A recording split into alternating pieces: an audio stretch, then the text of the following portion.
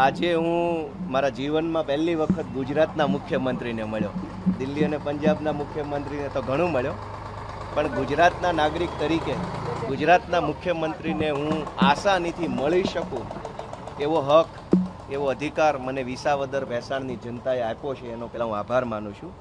મેં આજે અમારા વિસાવદર ભેસાણ મત વિસ્તારના અતિ મહત્ત્વના 5 નીતિ વિષયક પ્રશ્નો બાબતે માનનીય મુખ્યમંત્રી સાહેબને રજૂઆત કરી છે. એમણે બહુ શાંતિપૂર્વક રીતે મારી રજૂઆત સાંભળી છે. અમારા વિસ્તારનો સૌથી મહત્ત્વનો ગંભીર પ્રશ્ન ઇકો સેન્સિટિવ ઝોનનો છે.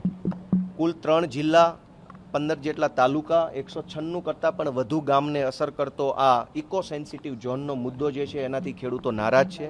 ઇકો ઝોનનો વિરોધ કરી રહ્યા છે ખેડૂતો, અને આ ઇકો ઝોન નાબૂદ કરવા માટે મેં આજે મુખ્યમંત્રીશ્રીને રજૂઆત કરી છે. અને એ રજૂઆતમાં મેં આસામ સરકારનો રેફરન્સ લીધો છે.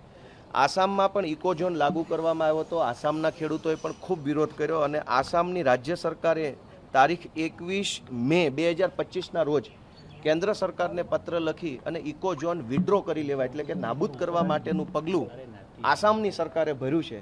તો જો આસામની સરકાર ઇકો ઝોન નાબૂદ કરી શકે તો ગુજરાતની સરકાર પણ ઇકો ઝોન નાબૂદ કરી શકે છે. એવી રજૂઆત મેં આજે માનનીય મુખ્યમંત્રીશ્રીને કરી છે. એક બીજી ખેડૂતલક્ષી રજૂઆત મેં આજે કરી છે, જેમાં સ્વર્ગસ્થ મુખ્યમંત્રી માનનીય વિજયભાઈ રૂપાણી સાહેબે ખેડૂતો માટે એક સારી યોજના જાહેર કરી હતી. કે માનનીય વિજયભાઈ રૂપાણી સાહેબે મુખ્યમંત્રી કિસાન સહાય યોજના જાહેર કરી હતી. આ યોજના ખેડૂતોને પાક નુકસાની સામે વળતર આપવા માટેની યોજના હતી, જેનું આજ દિવસ સુધી અમલીકરણ થયેલ નથી.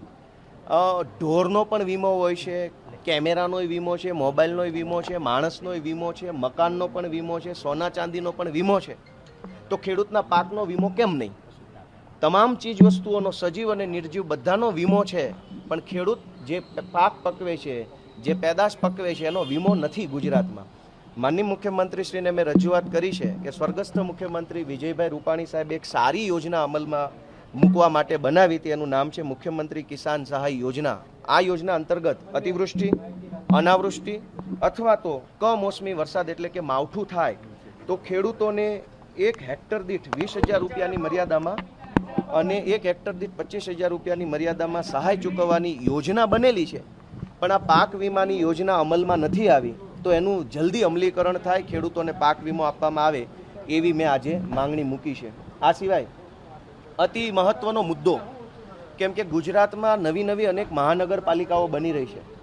જૂનાગઢ મહાનગરપાલિકાનું પણ વિસ્તરણ થયું છે, અને એની અંદર અમારા સુખપુર ને બીજા અનેક ગામો છે, ઝાંઝડા ચોકડીને ઘણા ગામો છે, જેમાં મારા મત વિસ્તારના ગામો પણ જૂનાગઢની ટાઉન પ્લાનિંગની અંદર આવી રહ્યા છે. ગુજરાતમાં ટાઉન પ્લાનિંગ એક્ટ એટલે કે ટીપીનો જે કાયદો છે એનું ભયંકર ખોટી રીતે અમલીકરણ થઈ ગયું છે.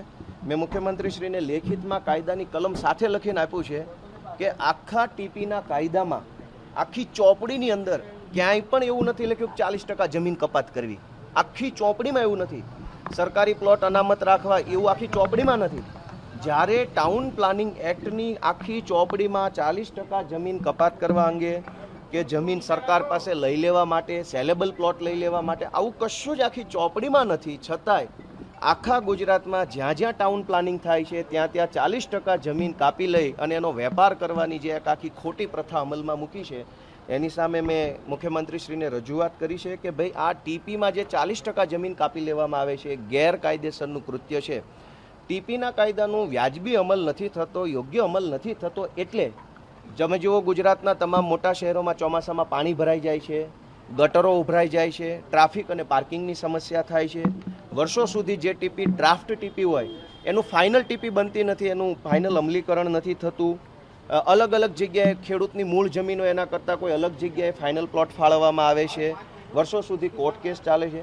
તો ટાઉન પ્લાનિંગ એક્ટમાં બહુ જ મોટા પાયે ગડબડ ગોટાળો હાલે છે. એના કાયદાનું ખોટું અર્થઘટન કરી જાણે કે ટાઉન પ્લાનિંગ એક્ટ 40% જમીન કાપી અને વેચવાનો ધંધો હોય એવી રીતે આખું કામ થઈ રહ્યું છે. વાસ્તવમાં ટીપી એક્ટ બન્યો તો એ જનતાની સુખાકારી માટે બન્યો છે, પણ અત્યારે ટીપી એક્ટનું પાલન માત્ર 40% જમીન કાપી લઉં, એને વેચીને રૂપિયા બનાવું, એટલા પૂરતો જેનો અમલ થાય છે. મેં મુખ્યમંત્રીશ્રીને રજૂઆત કરી છે કે ટીપીના કાયદાનું યોગ્ય અમલીકરણ કરવામાં આવે. આ સિવાય એક અતિ મહત્વનો, ખૂબ જરૂરી વિષય મેં મુખ્યમંત્રીશ્રીના ધ્યાને મૂક્યો છે કે ગુજરાતમાં રિન્યુએબલ એનર્જી, બિન પરંપરાગત ઉર્જાનું ઉત્પાદન વધી રહ્યું છે. સોલાર ફાર્મ અને વિન્ડ ફાર્મ, પવનચક્કીઓની સંખ્યા ખૂબ મોટા પાયે વધી રહી છે. પરંતુ આ સોલાર ફાર્મ અને પવનચક્કીઓ ઉપર કોઈ પણ પ્રકારનો મિલકત વેરો લેવામાં આવતો નથી. કોઈ જમાનામાં નવા મોબાઈલ આવ્યા અને મોબાઈલના ટાવર આવ્યા ત્યારે મોબાઈલના ટાવર ઉપર પણ મિલકત વેરો લેવામાં આવતો ન હતો. પછી વર્ષો પહેલાં એવું થયું કે મોબાઈલ ટાવર પાસેથી મિલકત વેરો માગ્યો તો કાયદામાં એવી જોગવાઈ છે કે જે વસ્તુ મકાન હોય અથવા જમીન હોય એની ઉપર જ મિલકત વેરો લઈ શકાય, જમીન અથવા મકાન સિવાય ન લઈ શકાય. તો મોબાઈલનો ટાવર છે એ લોખંડનું એક સ્ટ્રક્ચર છે, કે જમીન પણ નથી ને મકાન પણ નથી. આવી દલીલ સુપ્રીમ કોર્ટમાં આજથી 15 વર્ષ પહેલાં થઈ. સુપ્રીમ કોર્ટે માન્ય રાખ્યું કે કાયદાની વ્યાખ્યા પ્રમાણે મોબાઈલનો ટાવર છે એ જમીન અને મકાનની વ્યાખ્યામાં સામેલ કરવામાં આવે. અને હવે આખા ગુજરાતમાં મોબાઈલના ટાવર ઉપર મિલકત વેરો લેવામાં આવે છે, પરંતુ પવનચક્કી અને સોલાર ફાર્મ ઉપર કોઈ મિલકત વેરો લેવામાં નથી આવતો. એટલે ગુજરાત સરકાર ગુજરાત પંચાયત અધિનિયમની કલમ 2 અને કલમ 200માં જો સુધારો કરે તો આખા ગુજરાતમાંથી સરકારને વર્ષે 8,000 કરોડ રૂપિયાની મિલકત વેરાની આવક થાય એમ છે. અને આ આવક જે તે ગામની ગ્રામ પંચાયતને સક્ષમ અને સમૃદ્ધ બનાવી શકે એમ છે. એટલે મેં સરકારને વિનંતી કરી છે કે તમામ સોલાર ફાર્મ અને તમામ પવનચક્કીઓ ઉપર મિલકત વેરો વસૂલવામાં આવે. જો મિલકત વેરો લેશે તો 8,000 કરોડ રૂપિયાની રકમ ગામની પંચાયતને મળશે. ગામની પંચાયત આર્થિક રીતે સક્ષમ બનશે, ગામની પંચાયતનું સ્વભંડોળ વધશે, આત્મનિર્ભર બનશે, લોકોનું કામ થશે અને સરકાર ઉપર પણ ભારણ ઘટશે. આ સિવાય છેલ્લો મહત્વનો વિષય મેં અમારા મત વિસ્તારના પશુપાલક માલધારીઓ માટે મેં મુખ્યમંત્રી સમક્ષ રજૂ કર્યો છે. અમારા વિસાવદર, ભેસાણ અને જૂનાગઢ ગ્રામ્ય પંથકમાં માલધારી પરિવારના અનેક વ્યક્તિઓ વર્ષોથી રહે છે. વર્ષો પહેલાં જંગલમાં રહેતા હતા, પછી ધીમે ધીમે એમને હેરાનગતિ કરી અને જંગલની બહાર કાઢી મૂકવામાં આવ્યા. ત્યાર પછી તેઓ ભટકતું જીવન જીવવા મજબૂર બન્યા છે. એમની પાસે ઢોર બાંધવા માટેની કોઈ જગ્યા નથી, એમની પાસે ઢોર ચરાવવા માટેની પણ વ્યવસ્થા નથી. મેં માનનીય મુખ્યમંત્રીશ્રીને વિનંતી કરી છે કે જે માલધારીઓ પરંપરાગત રીતે છેલ્લા 10 વર્ષથી ગામડામાં પશુપાલન કરતા હોય અથવા છેલ્લા 15 વર્ષથી શહેરોમાં પશુપાલન કરતા હોય એવા પરંપરાગત પશુપાલનનો વ્યવસાય કરતા માલધારીઓને સરકાર ભાડા પટ્ટાથી ઢોર બાંધવા માટેનો વાડો ફાળવે. કેમ કે પશુપાલકો પાસે ઢોર બાંધવાનો વાડો નથી, એટલે એમણે મજબૂરીમાં સરકારી જગ્યા ઉપર ઢોર બાંધવા પડે છે. સરકારી જગ્યા હોય એટલે એમની ઉપર કાર્યવાહી કરવામાં આવે છે, ખોટી FIR કરવામાં આવે છે, એમને જેલમાં પૂરવામાં આવે છે, એમના પશુઓ છે એ જમા કરી લેવામાં આવે છે, પરિવારના સભ્યો હેરાન થાય છે.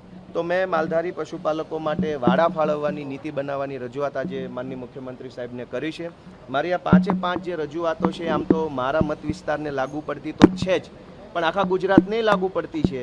એટલે મુખ્યમંત્રીશ્રીએ મારી વાત સાંભળી છે. એમણે મને એવું કીધું છે કે આની ઉપર અમે જોઈશું, ચર્ચા કરીશું, વિચારણા કરીશું, કાયદાનો સ્કોપ જોઈશું, આની પ્રેક્ટિકાલિટી ચેક કરશું અને કંઈક સારું કામ કરવાનો સરકાર પ્રયત્ન કરે એવી મારી આશા છે. આજે હું વિસાવદરના ધારાસભ્ય તરીકે, ગુજરાતના દીકરા તરીકે જીવનમાં પહેલીવાર મુખ્યમંત્રીને મળ્યો તો મને સારું લાગ્યું, મજા આવી. અને અમારા વિસ્તારના લોકોનો હું બીજી વાર આભાર માનીશ કે મારા વિસાવદરના લોકોએ મને એને લાયક બનાવ્યો કે હું અહીંયા આવીને મુખ્યમંત્રીને વગર એપોઇન્ટમેન્ટે મળી શકું. તો આ બહુ મોટી વાત છે. હું બધાનો આભાર માનું છું.